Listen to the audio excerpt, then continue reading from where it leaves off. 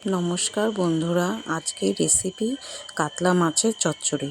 তার জন্য প্রথমে আমি 6 পিস কাতলা মাছ ভালো করে ধুয়ে তার মধ্যে 1 টেবিল চামচ নুন, হাফ চামচ হলুদ গুঁড়ো দিয়ে বেশ ভালো করে মেখে রেখে দিলাম 10 মিনিট।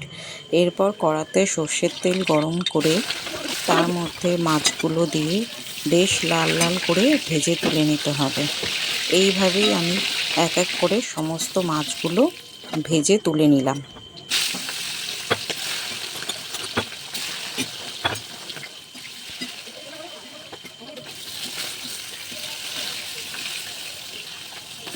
এবার ওই তেলেই 1 টেবিল চামচ রসুন কিমা দিয়ে হালকা ভেজে 3টে মিডিয়াম সাইজের পেঁয়াজ কুচি দিয়ে পেঁয়াজগুলোকেও লাল করে ভেজে নিয়ে তার মধ্যে লম্বা কুচি করা আলু, আমি 4 পিস আলু নিয়েছিলাম, আলুটাকেও বেশ ভালো করে নেড়ে চেড়ে হালকা ভেজে তার মধ্যে কিছুটা কাঁচা লঙ্কা চিড়ে দিয়েছি, ঝালটা আপনারা আপনাদের প্রয়োজন মতো দেবেন।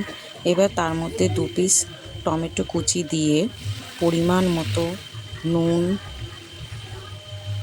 হাফ চামচ হলুদ গুঁড়ো, 1 চামচ কাশ্মীরি লঙ্কা গুঁড়ো, হাফ চামচ জিরে গুঁড়ো দিয়ে একটু নেড়ে চেড়ে কিছুক্ষণ ঢাকা দিয়ে রাখতে হবে।